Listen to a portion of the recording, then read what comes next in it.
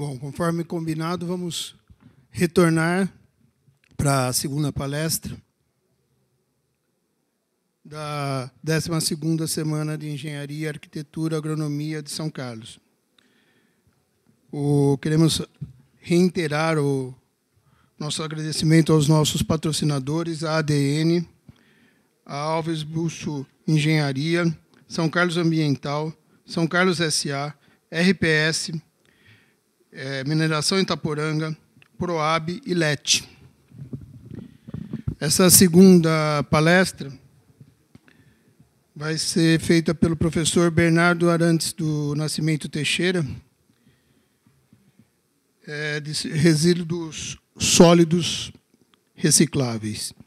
Ele é engenheiro civil, formado pela UFMG, com mestrado e doutorado em hidráulica e saneamento pela ESC-USP, pós-doutorado na Universidade Autônoma de Barcelona. Desde 1992 é docente da UFSCar, coordenador de diversos projetos de pesquisa e de extensão, atua na área de saneamento, meio ambiente e ênfase em engenharia urbana, recursos hídricos, sustentabilidade urbana, regional, manejo de águas pluviais e gestão de resíduos sólidos.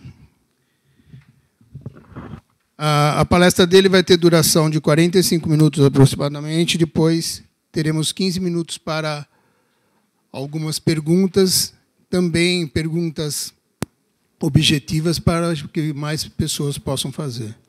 Por favor, professor. Bom, boa noite a todas as pessoas presentes, boa noite às pessoas que estão acompanhando aí à distância. Queria, em primeiro lugar, agradecer bastante o convite feito pelos colegas aqui da IASC, aliás, associação da qual também participo, mas e parabenizar também pela escolha do tema, né? A oportunidade que a gente tem de estar aí 4 dias conversando sobre resíduos sólidos é uma oportunidade interessante, né? Já tivemos aí os outros dias assuntos bem interessantes e amanhã também complementando a programação. Então, a minha participação aqui, eu vou tentar trazer alguma contribuição. Você abre aqui para mim? Alguma contribuição no seguinte sentido. Nós tivemos aqui no primeiro dia, né, a presença da empresa, né, que faz a coleta e o aterramento aqui em São Carlos, o Ranoc esteve aqui e falou para a gente da questão, né, principalmente deu ênfase principalmente na questão da coleta e do aterro, né, aqui de São Carlos. Amanhã nós vamos ter a presença do professor Tundizi, que vai, nesse caso, então, representar o Poder Público Municipal, né, como secretário da Prefeitura Municipal. E eu vim aqui hoje, como representante, vamos dizer assim, na verdade, tentar cumprir um papel do que a gente chamaria de sociedade civil, quer dizer, como é que a gente pode trazer a contribuição, o olhar das várias entidades, das pessoas e da própria universidade. Então, até coloquei aqui na minha apresentação, no começo, 3 logos, né? O da UFSCar, onde eu sou professor já há 30 e poucos anos, 30 não, 20 e tantos anos, quase 30. A Associação para a Proteção Ambiental de São Carlos, da qual eu participo também há muito tempo, e que tem uma história também relacionada com resíduos, aqui em São Carlos. E, mais recentemente, o Fórum Comunitário de Resíduos Sólidos, né? E eu acabei fazendo uma brincadeira aqui na minha apresentação. Eu usei a mesma transparência que eu usei há 3 anos atrás, quando nós estávamos recriando o Fórum de Resíduos, né? Que é justamente um espaço da sociedade civil para poder discutir a questão de resíduos e levar e apoiar e cobrar questões junto ao poder público, junto à sociedade, à própria sociedade. Então, na época, eu tinha feito um levantamento, assim, alguns aspectos no contexto nos últimos 25 anos. Eu usei a data de 1990 como sendo uma referência inicial. Aí eu fiz essa brincadeira, foi 3 anos depois, passou para 28 anos. Né? Então, mas vocês vão ver que muita coisa continuou mais ou menos igual. Algumas realmente não era para mudar, mas outras deveriam, né, ter algum avanço. Então, eu usei como roteiro justamente aquela apresentação. Algumas pessoas aqui, pelo que eu sei, assistiram, mas não devem lembrar muito, não. Então, eu vou seguir. Mas a ideia é essa mesmo, é trazer um olhar para a questão dos resíduos em São Carlos. Então, vou enfatizar a questão da cidade aqui de São Carlos. Não pretendo falar de o título que apareceu para mim aí na programação, resíduos sólidos recicláveis. Parece que eu vou falar sobre a reciclabilidade de resíduos. Não, vou falar do como é que a gente está, o nosso olhar sobre a questão dos resíduos em São Carlos, um pouquinho da história para contextualizar a situação atual, né? E perspectivas futuras, o que a gente acha que poderia acontecer para frente, tá? Também a minha fala quem tiver coisas assim que não entendeu mesmo me pergunta, mas eu preferia deixar as perguntas mais para o final, porque às vezes corta um pouco, ou às vezes pergunta uma coisa que eu vou falar daqui a pouquinho, então às vezes mas se for uma coisa muito urgente pode me interromper, sem problema. Bom, eu comecei fazendo um retrospecto de como que evoluiu a questão da deposição de resíduos de São Carlos, resíduos sólidos, né? Então, a história de resíduos aqui de São Carlos, a história, aí no caso, até antes de 1990, né? Porque justamente o aterro anterior que havia, quando eu cheguei aqui em São Carlos, em 1983, a gente tinha o famoso aterro controlado, entre aspas, né? Porque tem uma discussão se ele é controlado mesmo ou não, que era um aterro bastante problemático, principalmente pela localização, né? Ele estava localizado na bacia do Ribeirão Feijão, que é uma bacia de abastecimento de água de São Carlos, e não era um aterro sanitário, né? A gente sabe, não tinha revestimento, não tinha nada, apenas ele era coberto periodicamente. Esse aterro foi desativado naquele momento, lá em 1990, mais ou menos, e continua ainda sendo um objeto de monitoramento, né? A prefeitura tem que, de tempos em tempos, fazer uma campanha de verificação se está tendo algum tipo de contaminação, uma pluma de contaminação, tal. Então, ainda é um objeto de atenção, apesar de estar desativado há tanto tempo. Depois, por mais 20 anos, mais ou menos, nós tivemos um aterro com nome sanitário. Realmente, ele foi projetado como um aterro sanitário, embora a implantação inicial dele não tenha seguido as regras exatas de um aterro sanitário, mas, a partir de um certo momento, ele passou a ser operado como um aterro sanitário, eu considero, e principalmente a localização dele é muito mais favorável, está numa região que não é manancial, que não tem o impacto que teria o outro lá. O que aconteceu nesse aterro é que, em um determinado momento, lá no final dos anos 90, houve permissão para que a atividade de catação ocorresse, né? Então, isso levou uma série de pessoas a fazer essa atividade, exercer essa atividade lá. Isso acaba tendo um impacto, mais para frente eu vou falar da questão da coleta seletiva e tal. Então, esse aterro está desativado e foi esgotado. Aconteceu a mesma coisa que foi falado aqui para São José dos Campos, né? Ele virou um morro. A palavra alteamento cresceu para cima, né? Então, ele não só ocupou a área horizontal, mas também o que era antes um buraco acabou virando um morro.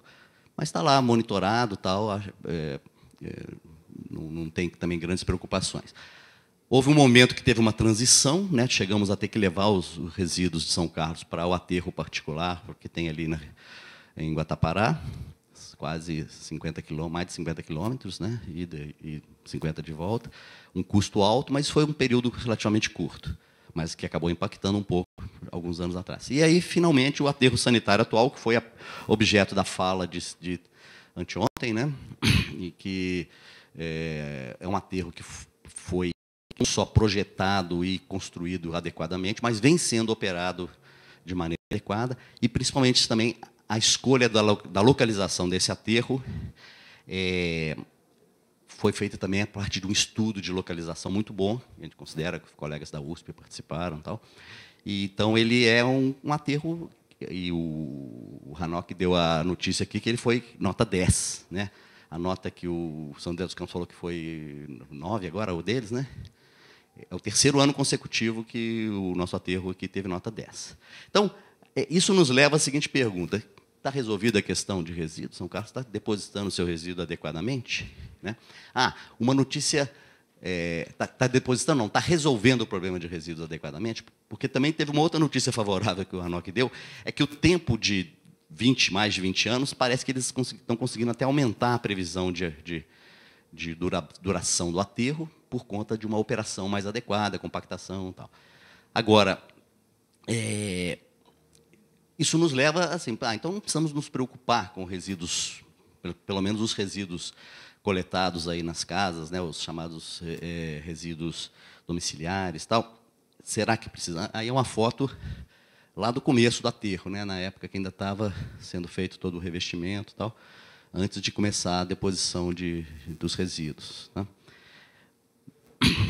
Mas então fica essa pergunta: nós temos um aterro bom, né, que está funcionando bem e que dura ainda. Ele tem 20 anos, já completou 8 anos agora, né? Então ele ainda teria aí, sei lá, 12 ou até mais anos pela frente. Eu acredito que, dependendo do que a gente fizer, pode ter muito mais.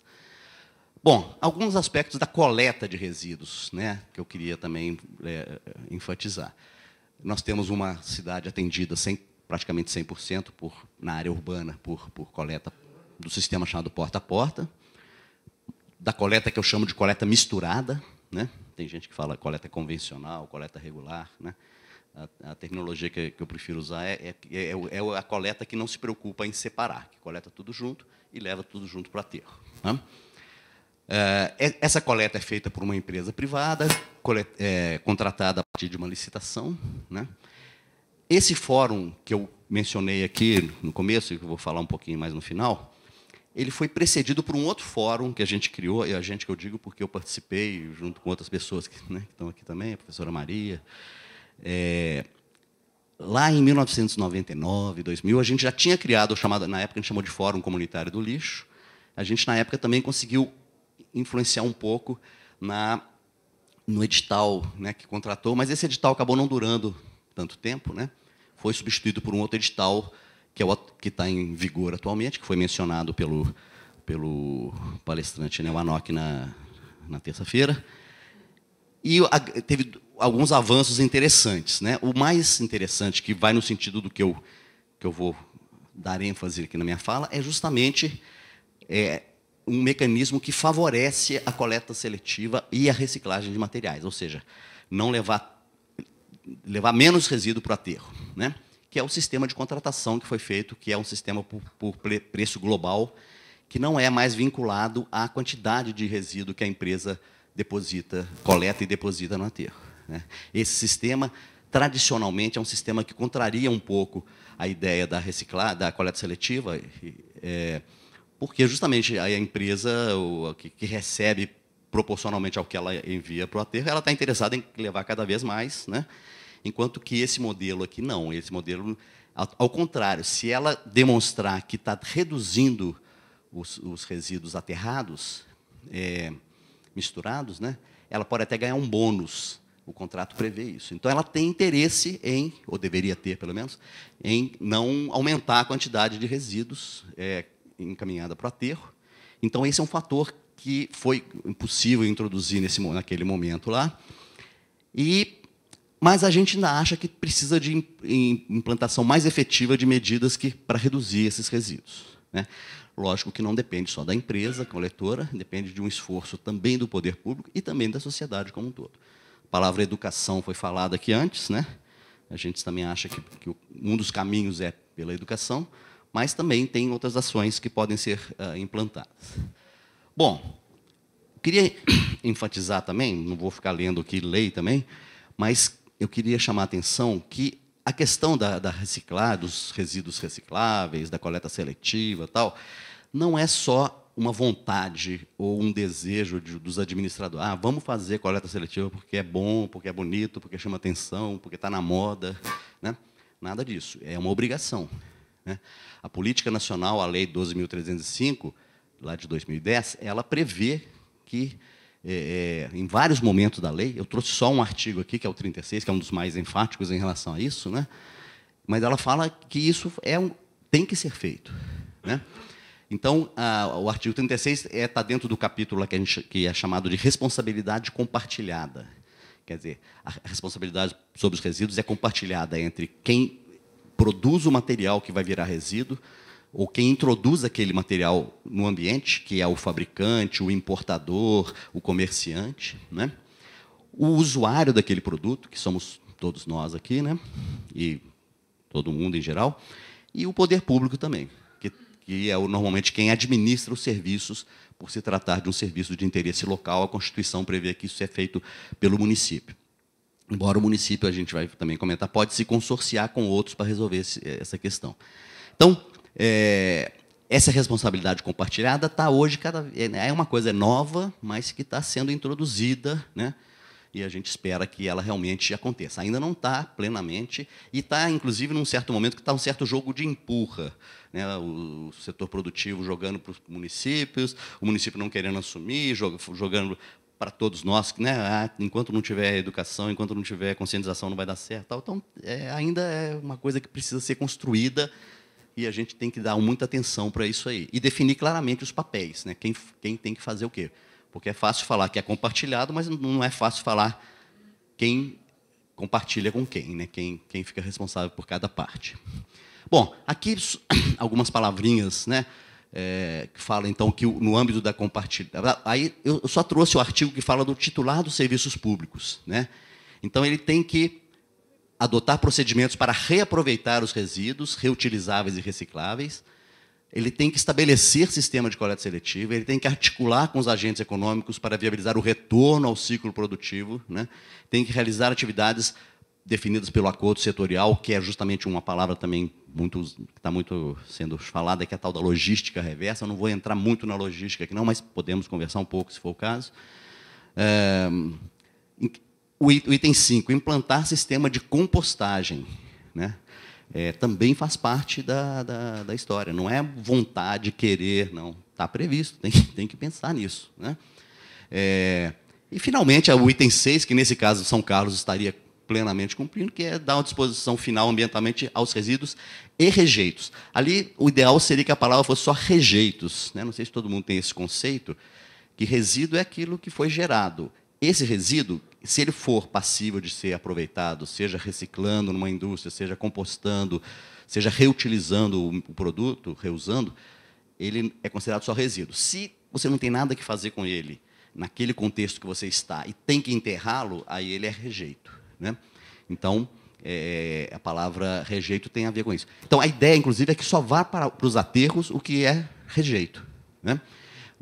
A palestra que foi anteontem aqui da Maria Aparecida, lá de Guarulhos, ela até mostrou os dados lá de Guarulhos, segundo eles lá, ela tem 52 de orgânico, 20 alguma coisa, 30 algumas coisas de recicláveis secos, e 16% de rejeito. Olha só que maravilha se conseguisse levar para o aterro só os 16%. Vamos arredondar para 20%. O tempo do seu aumenta 5 vezes, né? Então, esse desafio, gente, é um desafio que temos que encarar, né? A reciclagem, ela tem uma série de vantagens, né? A recuperação de materiais, vamos usar a palavra mais geral, ela é vantajosa, inclusive, para quem gasta no aterro, para quem opera o aterro, tudo isso, né? E eu queria chamar a atenção para o parágrafo 1º, né, que no final desse mesmo artigo 36, que, para cumprir do item 1 até o 4, né, o titular de resíduos sólidos priorizará a organização e funcionamento de cooperativas ou de outras formas de associação de catadores, formado por pessoas físicas de baixa renda, bem como a sua contratação, né? Então, isso também está previsto em lei, né? Também não é uma vontade, vamos fazer, porque o pessoal ali é bonzinho, é simpático. Não, a ideia é passar por isso, né? Então, mostrei esse aspecto para ver o contexto que a gente atua hoje, que a gente tem que atuar. Podemos discordar de alguma dessas coisas? Podemos, mas é lei. Para discordar, para mudar, tem que mudar a lei. Aí é outra história, né? Bom, eu vou falar um pouquinho só do como é que o que aconteceu na coleta seletiva de São Carlos, né? Eu coloco isso aqui porque até eu também participei um pouco dessas questões.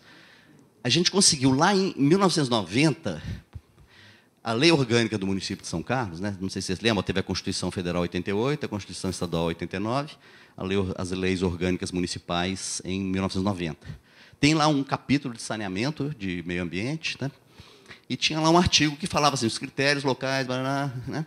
E nós conseguimos introduzir aquela frase. Nós quem? Algumas pessoas que se mobilizaram, foram lá nos vereadores e tal, e acabou entrando naquela frase, priorizando-se a reciclagem de materiais. Então, o município de São Carlos tem, na sua lei orgânica, também um suporte favorável, né, à reciclagem dos materiais. Tá? Bom, naquela mesma época, 1990, a gente começou, então, a acompanhar algumas iniciativas, começaram a acontecer, nem sempre a gente acompanhava, lógico, mas eu lembro, por exemplo, o professor Valdir, que deu a palestra ontem aqui, a gente participou na época de uma pesquisa de telemarketing, a palavra era nova na época, telemarketing, né? Que a gente telefonava para as pessoas, a gente selecionou ali o bairro Vila Neri, sorteou, a gente, que eu digo, a coordenação foi do Valdir, eu só acompanhei, sorteava casas e telefonava para as pessoas, falava, você estaria disposto a participar de um projeto de separar os lixos, tal, tal. E, pelo menos para minha surpresa, na época, aceitação altíssima, que todo mundo, ninguém era contra. Aliás, eu sou professor universitário, o único contra que eu lembro que foi um professor universitário, falou, isso aí não dá certo, não sei o quê. Mas a gente já sentiu que tinha uma receptividade, né? Embora as pessoas não soubessem também direito como fazer, e muito menos para onde encaminhar, porque não tinha nenhum sistema implantado, né? Na sequência, houve algumas iniciativas, né, de algumas instituições, a UFSCar, a USP, a Associação de Proteção Ambiental implantou, na época, eu lembro, um sistema de coleta de pilhas e baterias, que foi uma fria, né? A gente coletou tambores de pilhas e baterias e não tinha o que fazer com aquilo. Virou um mico, né? E começando a vazar as pilhas e baterias, até que teve alguém que conseguiu um dinheiro e foi para uma incineração, assim, mas quer dizer, a coisa não foi devidamente planejada. Alguns condomínios verticais também, principalmente na época não tinha muito condomínio horizontal, já começaram a fazer, e algumas empresas. Aí surgiu o Fórum Comunitário, justamente lá em 99, e a prioridade do Fórum Comunitário naquela época era coleta seletiva. Queríamos coleta seletiva em São Carlos, porque não tinha, né? E acabou... Por que o Fórum parou em 2001? Porque justamente começou a surgir a iniciativa da coleta seletiva por parte da prefeitura, associada àquele fenômeno que eu falei antes, que estava tendo catadores no aterro, né? Aliás, se tem catador, a gente nem pode chamar de aterro sanitário, porque um aterro sanitário não pode ter catadores atuando lá, atuando diretamente na massa de resíduos, né? Mas justamente para viabilizar a saída deles daquele ambiente, foi feito a criação das cooperativas, né? Na época chegou a ter 3 cooperativas. Também coloquei ele como curiosidade, São Carlos teve uma feira da sucata e da barganha durante 13 anos, né? Que também é um momento de educação para o uso de materiais, de resíduos. Aqui só 2 fotos lá falando da UFSCar, foi que eu participei mais de perto, né? A gente começou lá em 94, construímos uma central de resíduos no ano 2000, foi operada junto com a PASC até 2005, e, a partir daí, a Coopervida, que é a cooperativa atual, né, vem fazendo a coleta lá, e isso, inclusive, a partir de convênio estabelecido, porque existe uma lei federal que obriga que os órgãos federais, né, então a Universidade Federal é um deles, tem aqui em São Carlos a Embrapa e outros, né, o Ministério Público Federal, tal, eles têm que ter um convênio para fazer coleta, para separar os resíduos e ser encaminhado, se houver cooperativa, para as cooperativas. Então, isso acontece lá. Aqui, só como curiosidade, a gente chegou a ter os recipientes coloridos, né? Até foi uma pergunta que foi feita antes aí. Hoje a gente sabe que a gente não precisa de fazer essa separação por materiais, assim, né? Então, o importante é separar os recicláveis secos dos... eu não vou chamar de orgânicos, porque os outros tem orgânicos e inorgânicos também que vão para o aterro, né? Mas o importante é ter essa distinção pelo menos desses 2 grupos. A gente defende, inclusive, que haja mais 2 distinções, né? Que seriam os orgânicos mesmo, aqueles que vão para a compostagem ou para algum outro aproveitamento de matéria orgânica, e os perigosos, né? Que também teriam que ter uma destinação. Então, a separação ideal, vamos chamar assim, na casa da gente, seria 4 frações, pelo menos, né? Já está bom demais. Mas, se a gente conseguir 2 nesse momento, eu já acho que já é um avanço interessante. Então, aqui só uma curiosidade. Bom, o que alguns aspectos da coleta aqui de São Carlos, para a gente ter algum subsídio aí. Na verdade, a gente sempre teve coleta seletiva, não é isso? Sempre, coloquei até entre aspas ali, porque a gente sempre, eu falo com meus alunos, nunca coloca sempre, porque lá no ano 1700 tal, talvez não tivesse, né? Mas o que eu quero dizer assim, a coleta seletiva sempre existiu, e o palestrante anterior mostrou o caso lá de São José dos Campos. Aquelas pessoas, né, os catadores autônomos, não são novidade, já existem aí há muito tempo. Aliás, a coleta de lixo, originalmente, era até muito mais baseada na ação da pessoa que passava lá pegando a latinha, inclusive pagando, né, pela latinha, pelo vidro. Né? Tem até aquela expressão, vamos ver quem tem mais garrafa de cerveja para vender, né? Quem tem mais vem dessa época aí. Então, coleta seletiva informal, ela sempre existiu. Nós temos até um trabalho do Paulo Mancini, que fez mestrado na USP. Ele fez um trabalho justamente para verificar o quanto que essa coleta seletiva é ou não significativa, a informal. E ele chegou a um número bastante curioso na época, cerca de 28%. Ele conseguiu entrevistar quase todos os responsáveis por empresas, né, sucateiros, ferro velho, pessoal, lavageiros também, porque incluiu a parte orgânica também, então o pessoal que usa para alimentação de animal, e também os catadores autônomos. E fez uma estimativa de quantidades tal, durante alguns meses, e chegou nesse número. 28%. São Carlos teria, naquela época, estaria levando 28% mais de resíduos para o aterro, se não fosse a ação dessas pessoas. Né?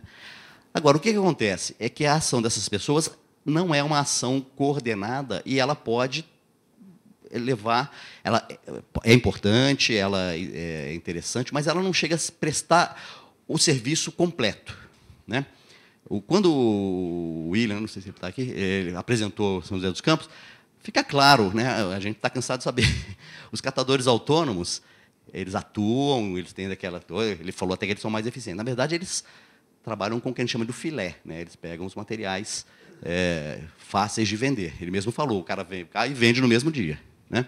Então, isso não resolve totalmente, ou até interfere no sistema de coleta seletiva, na qual você tem que pegar aquele material que é de difícil comercialização, ou que você tem que juntar muito para comercializar. Né?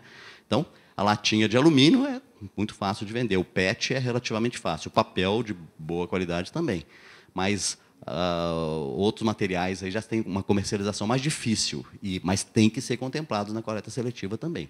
Por isso que o autônomo tem a gente tem uma restrição, ele pode ser mais eficiente, trabalha, esforça, tal, mas será que ele cumpre plenamente esse serviço que a gente gostaria? Temos dúvidas, né?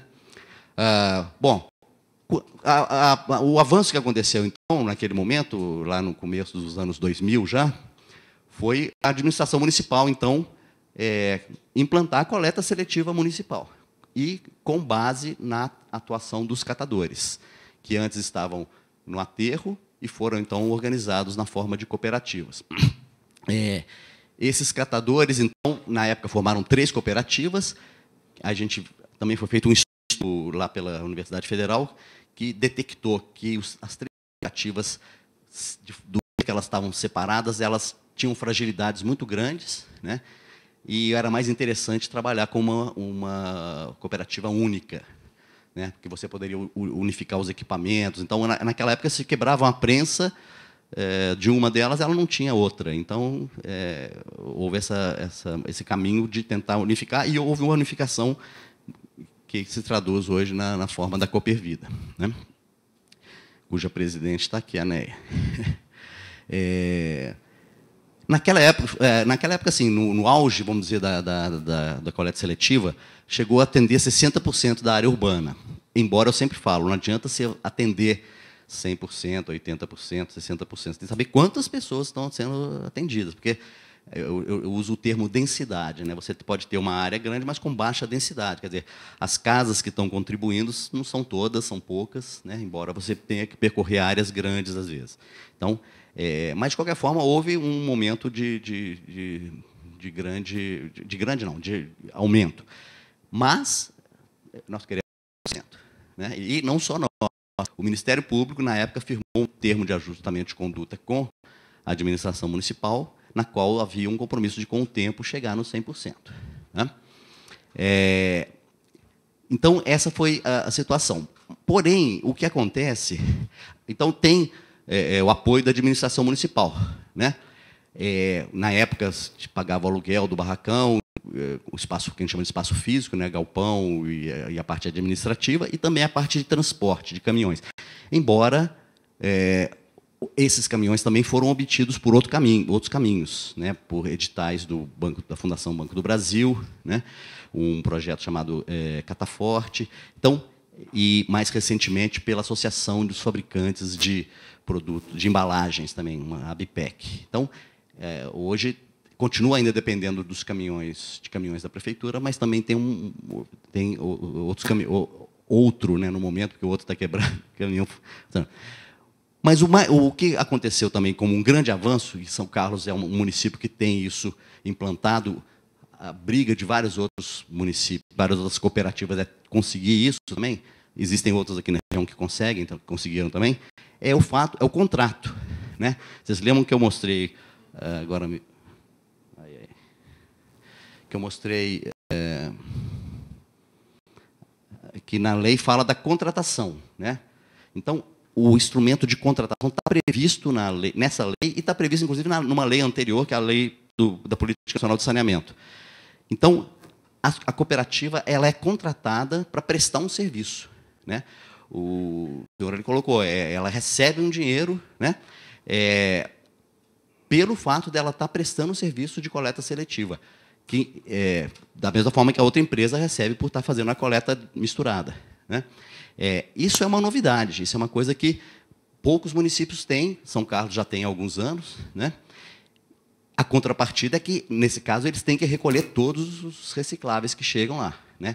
E muitas vezes nem conseguem vender, tem que estocar, guardar, e alguns são encaminhados até depois para o aterro, porque não tem, ou porque a qualidade não está boa para reciclagem, como foi também falado aqui antes, dependendo do que está contaminado e tal, e também a questão da não comercialização, né? Porque eles têm um espaço limitado, às vezes não dá para armazenar indefinidamente alguns materiais. Mas, isso, de qualquer forma, isso tem representado um esforço. O município tem avançado nesse aspecto, tá? Porém, ainda com algumas limitações que eu vou falar mais para frente aqui. Além disso, é lógico, tem a venda dos material também, que gera um valor a mais, né? Bom, que dificuldades que a gente tem, que a gente detecta hoje em dia aí? O problema da adesão da população, que eu acabei de falar, né? Não adianta você passar em 100% se nem 100%, se nem 50% separa os resíduos. Então, a gente ainda tem esse trabalho de sensibilização, orientação, envolvimento, né? E isso é educação, é exemplo, né? Eu queria enfatizar esse exemplo que foi dado aqui do PEV, né? Que a gente aqui chama de ecoponto. Para mim, a questão do nome não é uma questão relevante. Eu até não gosto do nome entrega voluntária, né? Porque fica parecendo que é só... eu só levo lá se eu quiser. Não, se eu tenho aquele resíduo, é o lugar de levar, é um ponto de entrega obrigatório, né? Mas não tem problema, podemos chamar de PEV, tem gente que chama de leve, local de entrega, né? E muitos lugares têm chamado de ecopontos. Mas o mais importante que eu queria falar é o seguinte: o exemplo de um ecoponto funcionando bem é excelente, porque você mostra que, funcionando bem, ele é importante para a cidade, para aquela comunidade, né? Então, nós temos aqui em São Carlos, foram implantados, chegou a ter 6, 7, né, ecopontos. Hoje estamos com 4, e em condições muito ruins. Qual o problema do ecoponto aqui de São Carlos? O principal deles, tem vários, mas é que o material não é retirado de lá em tempo adequado. Então, começa a amontoar, começa a criar aquela quantidade grande e perde o controle. E tem outros problemas também, horário de funcionamento, o pessoal não respeita, então joga do lado de fora, tal. Está faltando educação, mas também está faltando estrutura nos ecopontos. Vamos ver se é um ponto que a gente está também, junto ao Fórum de Resíduos, a gente está tentando sensibilizar e implementar um modelo para poder ser devidamente seguido. Mas, voltando à questão da adesão da população, então, assim, a maioria das pessoas é a favor Então, por que as pessoas não separam, tal? É porque realmente uma coisa é você concordar e outra coisa é você agir, né? Então, o desafio, muitas vezes, é você passar da vontade para a ação. Agora, aí tem que ter a estrutura também adequada, os horários, a frequência, né? Então, às vezes, a cooperativa tem problema, quebrou o caminhão, fica sem caminhão, não pode ir lá coletar, porque não tem uma estrutura adequada para isso, né? E isso, então, tem criado alguma dificuldade, que é o que a gente chama de descontinuidade. Então, o que está por trás dessa descontinuidade, que a gente acha também, é que precisa ter instrumentos mais permanentes, né? A cooperativa passa metade do ano com um contrato para vencer e metade do ano brigando para renovar o contrato, porque o contrato é todo ano que tem que renovar, né? Esse contrato com a prefeitura. O contrato do aluguel do caminhão, outra coisa. Então, é difícil fazer um trabalho contínuo, inclusive fazer planejamento, se você tem que ficar brigando por uma coisa que deveria ser, né, automático, ou deveria ser mais facilmente implementado. Então, é o que a gente chama de instrumentos mais permanentes, né? Contratos de maior duração, um espaço físico adequado. Nós temos um problema sério aqui em São Carlos, que é os espaços que vêm sendo utilizados pela Coopervida são espaços precários. E, mais do que isso, não dá para investir muito porque é alugado, então pode amanhã não estar mais ali e tal. Então, não tem. Enquanto que aqui na região a gente tem acompanhado outras cooperativas que têm espaços ou com cessão de uso de 30 anos pela prefeitura, ou espaços construídos próprios, né, que elas conseguiram verbas de editais aí e conseguiram construir. Mas, para isso, tem que ter o terreno, tem que ter uma série de coisas que nem sempre tem conseguido. Então, aliás, uma das brigas, no momento, é justamente viabilizar um galpão, um espaço físico em condições mais adequadas. Fora a questão dos meios de transporte, que são os caminhões e tal. E a gente sabe que tem dificuldades dos cooperados, né, de atuar nas cooperativas. O modelo de cooperativa não é um modelo fácil, né? É muito fácil quando você tem um chefe, o patrão, e ele manda e todo mundo obedece, né? O modelo cooperativo é um modelo que a gente está inserido no que a gente chama de economia solidária, né, que tem uma série de vantagens, principalmente para os cooperados, para os trabalhadores, mas que tem uma série de dificuldades, né? De organização, tudo isso. Mas é impressionante a gente assistir a evolução dessas pessoas, né? Como que as pessoas vão amadurecendo e vão incorporando isso. Mas é um processo lento, tem muita rotatividade, às vezes, as pessoas saem, arrumam um emprego e depois volta e tal. Então, é um ambiente que precisa de apoio, né? Embora eu sempre defendo também que eles têm que andar pelas próprias pernas, né? Sempre falo isso. Tem que se enxergar como, entre aspas, uma empresa em que todos são donos, né? Mas que tem que ter eficiência, tem que ter compromisso, tem que ter organização, tudo isso, né? Mas a gente sabe que, se para a gente às vezes é difícil, né? Para pessoas que às vezes não têm uma formação adequada, uma série de dificuldades, tem problemas às vezes, né, sociais, tudo isso, é lógico que isso não é a regra, mas tem exceções, né? Essas exceções acontecem também. Então, você tem ainda, embora seja uma profissão já reconhecida no Catálogo Brasileiro de Ocupações, né, ao contrário da profissão de ecólogo, não sei se tem algum ecólogo aqui, não é uma profissão reconhecida, o catador de material reciclável é uma profissão reconhecida e deveria, então, tem que ser devidamente apoiada. Bom, para terminar, já passei... Não, estou chegando nos 45 minutos.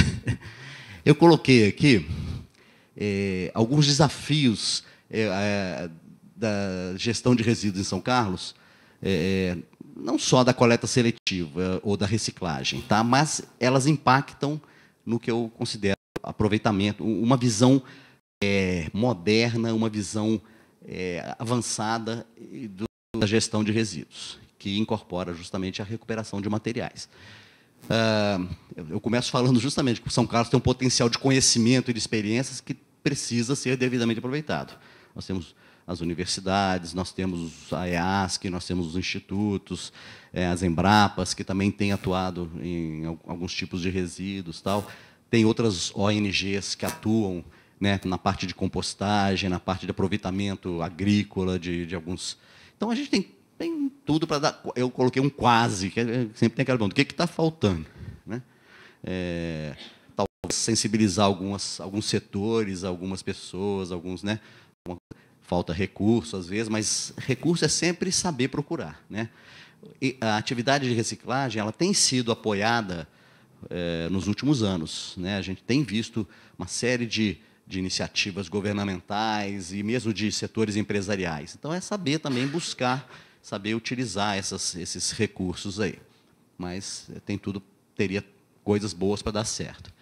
Nós estamos hoje numa fase que nós temos que fazer uma tarefinha de casa, que São Carlos é uma vergonha não ter isso, mas, infelizmente, esse mesmo slide, eu não mudei essa frase. Algumas eu mudei, mas essa frase é a mesma. Formular o plano municipal de gestão. Amanhã nós vamos ter a palestra do professor Tundiz e vamos ver o que ele vai trazer para a gente. Eu participo da Anabela também, a Néia também, da comissão que está elaborando, mas a gente está sem notícia de como é que está. Sabemos que foi contratado e tal, e isso já desde o ano passado tem uma dificuldade, mas o ano passado começou a movimentar, na gestão anterior não teve movimento nenhum em relação a isso. Então, a gente precisa ter o nosso plano. Quais as nossas metas? Nós queremos reduzir o que vai para o aterro? Em quanto por cento? A pessoa aqui de Guarulhos mostrou lá os planos deles, 2000 e tanto, né? Podemos, mas tem que ter. Nós queremos fazer o quê com nossos resíduos, né? Plano tem que prever essas coisas, até para poder se movimentar. A gente não pode ficar. Eu quero chegar onde, né? A gente acha que as da coleta seletiva precisam ser melhoradas, né? Porque tem umas dificuldades muito grandes de atuação. Então, fica uma coisa assim, a cooperativa tem dificuldades, porque não tem espaço, não tem problema no caminhão, tal. A coleta não é suficiente e acaba sendo abandonada por muitos munícipes que acham que não tem. Nesse momento, a gente está assistindo um processo que melhorou um pouco. Houve uma expansão da atuação, já chegou num ponto mais baixo, mas está recuperando. Vamos ver se isso mais precisa do apoio. A questão crucial hoje é o espaço físico, mas a questão do contrato mais permanente é também muito importante. E eu sempre defendo, essa que está embaixo aqui, assim, não acho que tem que ter programa de coleta seletiva, nem campanha de coleta seletiva. Nós temos que ter, na cidade, uma coleta que seja seletiva, não é isso? Ou seja, mesmo o caminhão que leva o resíduo para o aterro, ele faz parte de uma coleta seletiva, no qual a fração que ele é responsável é o que vai para o aterro. Né? Então, a coleta seletiva não pode ser um apêndice ou um brinquedinho, uma coisa assim diferente. Não. A regra é: esse tipo de resíduo vai para esse lugar, esse tipo de resíduo vai para esse, tal. Agora, para isso, tem que fazer justamente o grande desafio, que é a separação. Né? E aí vem... Então, eu acho que a regra tem que ser que a coleta da cidade seja seletiva. Deixa eu voltar ali. Bobagem aqui.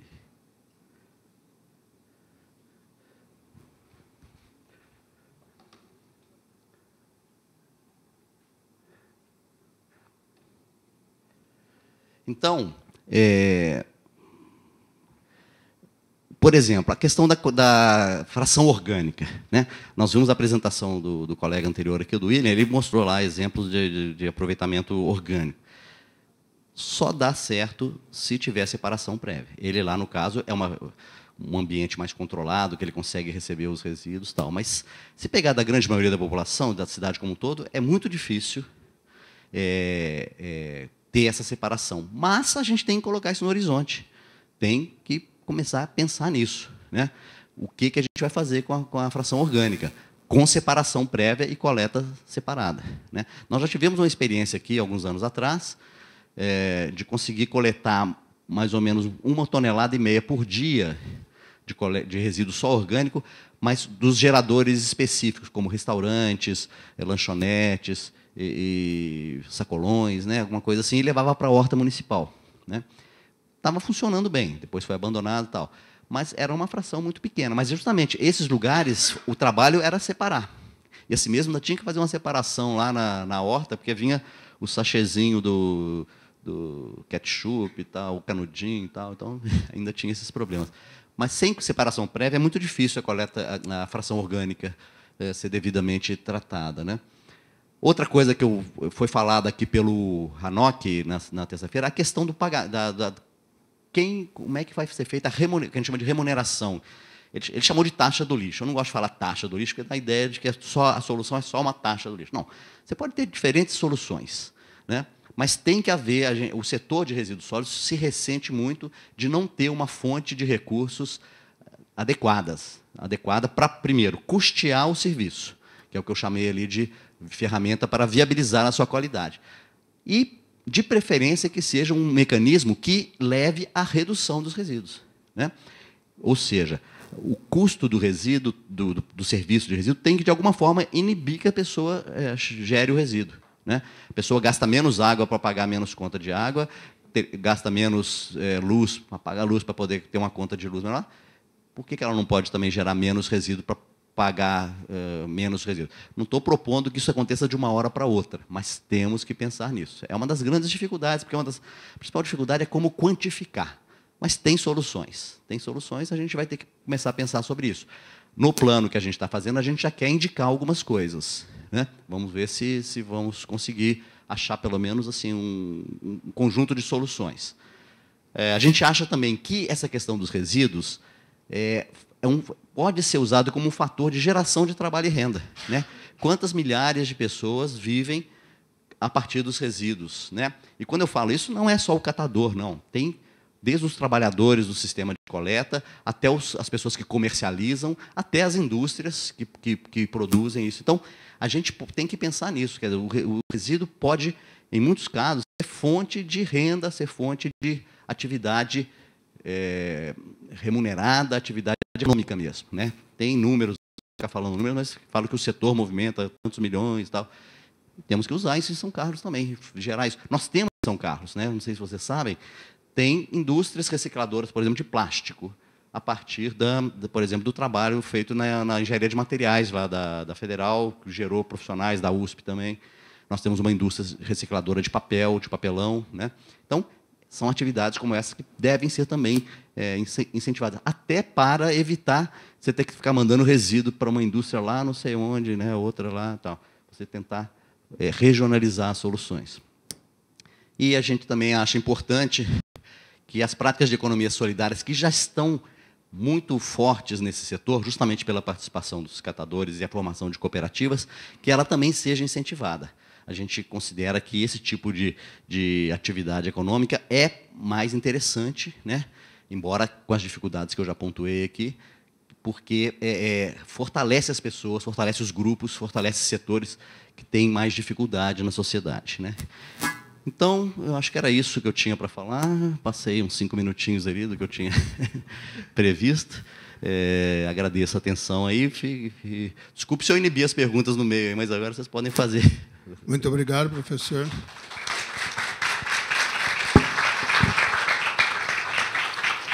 Acho que a gente vendo as palestras fica bem claro que existem várias iniciativas sendo feitas em vários lugares, né?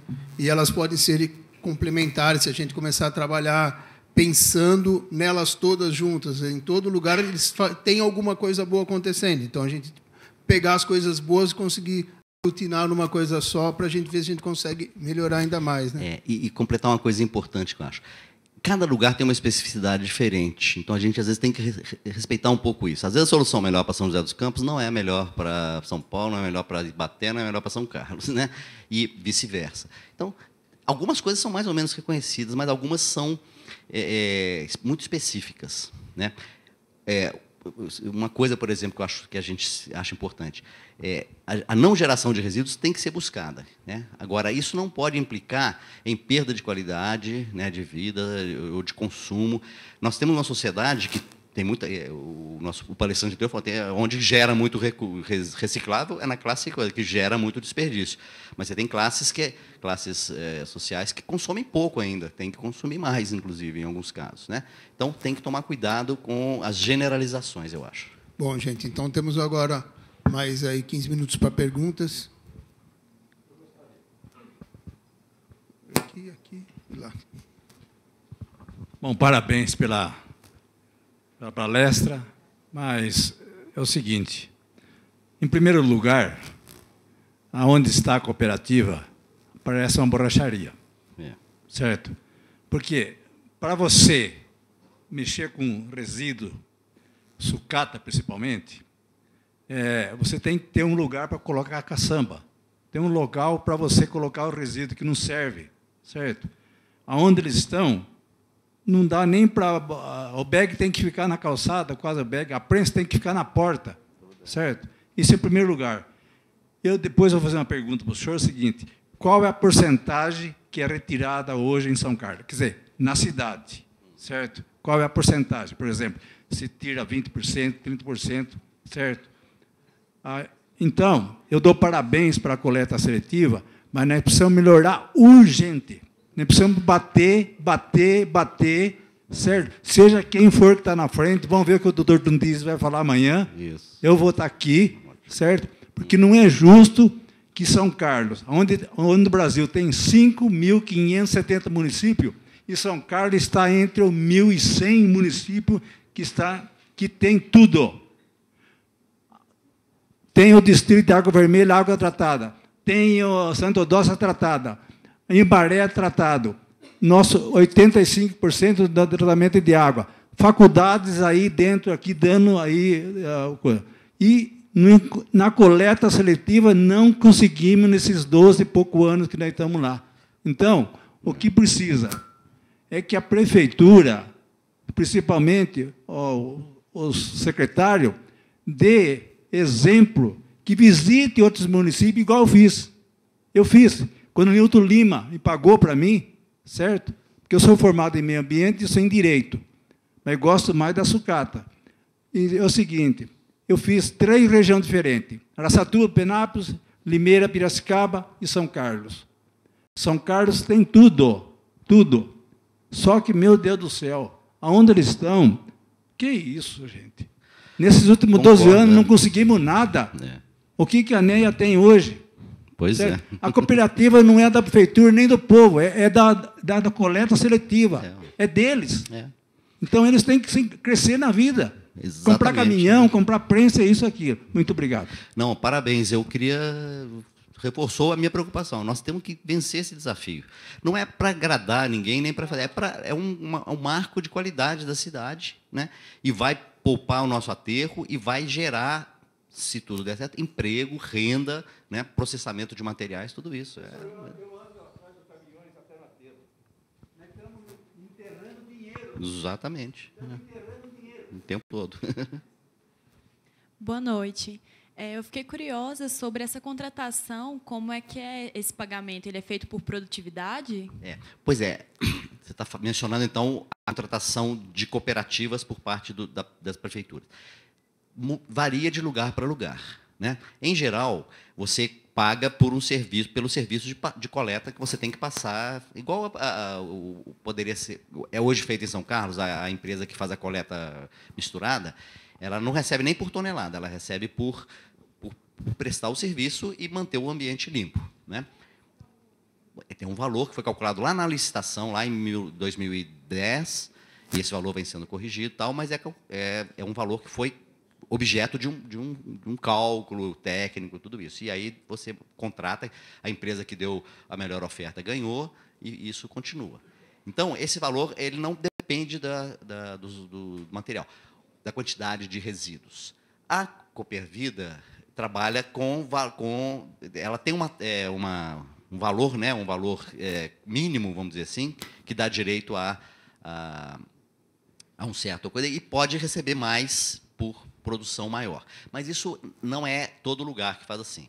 Aliás, poucos lugares fazem isso. Mas existem alternativas, você tem que negociar. A gente teve agora em Morro Agudo, que lá, o que estava sendo proposto... Não, mentira, foi lá quando eu fui a Presidente Prudente, que a proposta era ruim, assim, eles queriam um valor muito baixo. Tal. Então, isso é objeto, às vezes, de negociação, né? Mas existe essa possibilidade. E a lei prevê que, inclusive, a cooperativa pode ser contratada sem licitação. Isso está previsto não nessa lei, mas na 11.445, que é de saneamento, né? Então, é assim que tem funcionado. Tá? tem um valor. Dependendo do número de cooperados, você divide, né?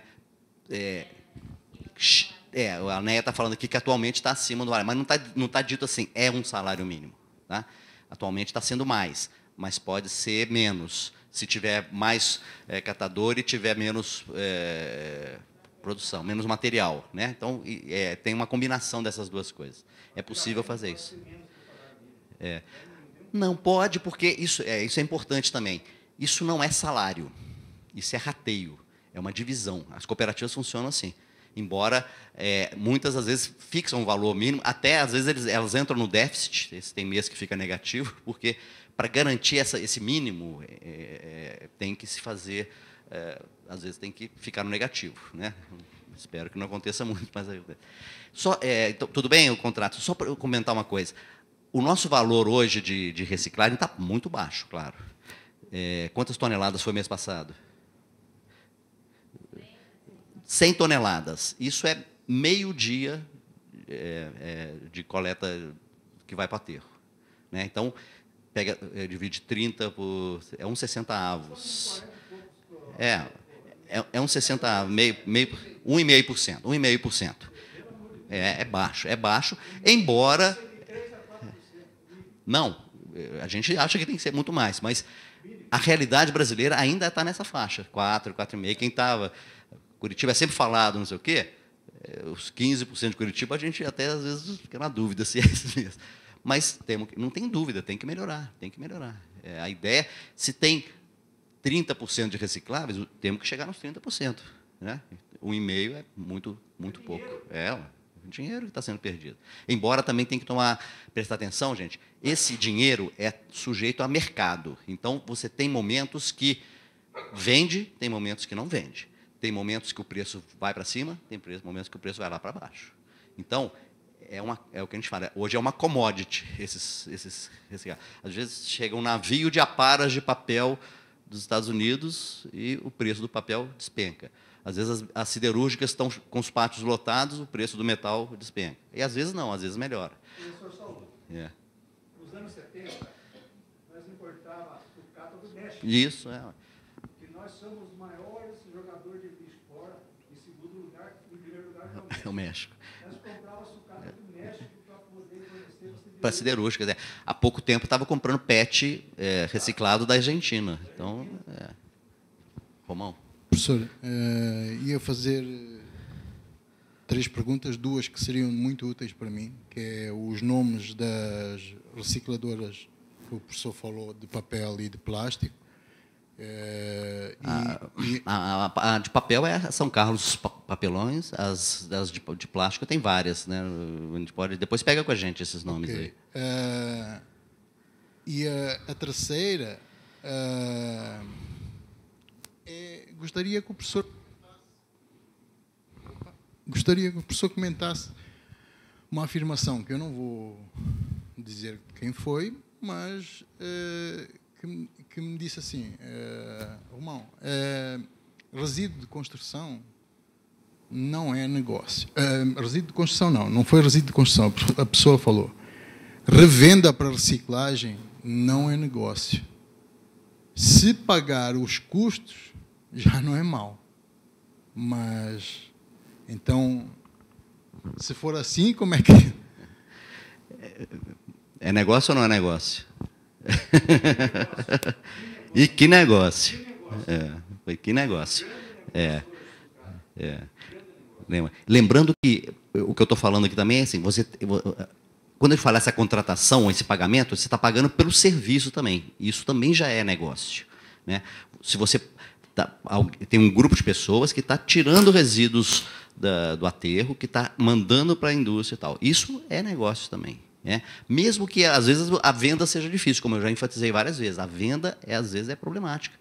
O que as cooperativas conseguem... E a gente hoje está trabalhando também com redes de cooperativa, redes regionais, para justamente melhorar a capacidade de venda, você ter mais escala, você ter melhor, detectar onde que o preço está melhor, tal. Então, são passos que estão sendo dados, lentos, mas que vão acontecer. Bom, eu vou fazer uma pergunta e ela a última aí no.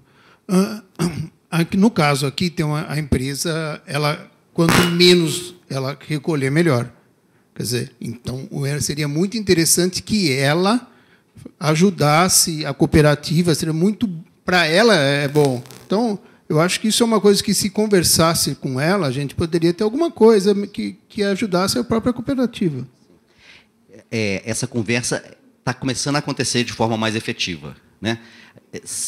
Eu já acho que a gente devia ter avançado muito mais. A empresa está disponível, assim, lógico que ela está com problemas, com dificuldades financeiras, dificuldades financeiras não, de pactuação com a prefeitura. A prefeitura está com baixa capacidade de pagamento, já tiveram que baixar os valores, então ela está com muito pé atrás em relação a gastar dinheiro.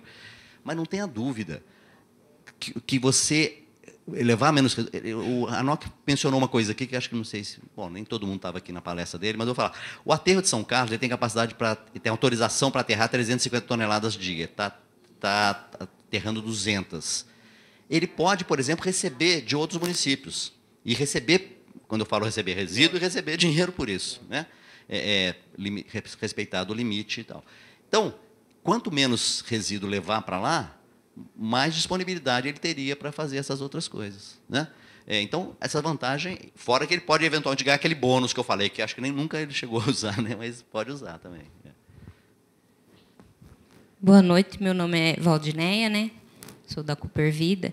Eu só queria complementar a pergunta do Orpídio, né? Que é assim, mês passado, esse mês, a gente teve que devolver um recurso de R$286 mil para a FUNASA, Fundação FUNASA, Fundação da Saúde, porque assim a gente tem projetos, a gente faz, a gente tem os projetos que a gente faz, a gente tem como a ABPEC, né? Ela doa para a gente, né? Os equipamentos. E a FUNASA ela deu para a gente esse recurso, esse valor, só que a gente não conseguiu obter esse valor. Por quê? Porque a gente estava num barracão alugado. Então, às vezes, isso a cooperativa não consegue andar para frente também porque não tem o apoio que ela precisa.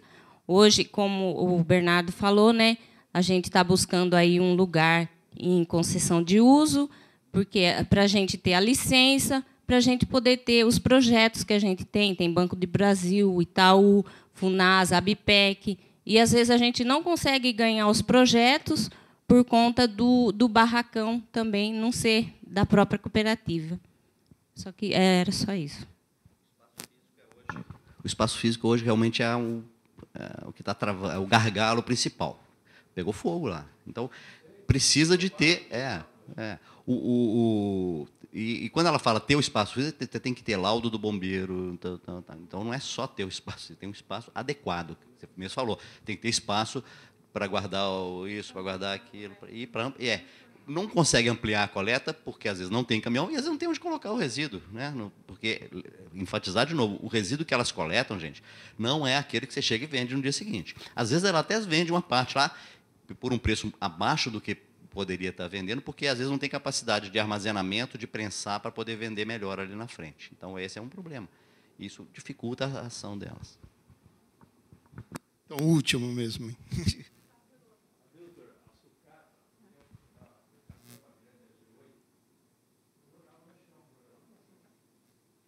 Eu só queria aproveitar para colocar, né, que a Cooper Vida, com apoio do Fórum, tem se movimentado muito para cobrar da prefeitura, né, essa questão do espaço, de conseguir mais apoio.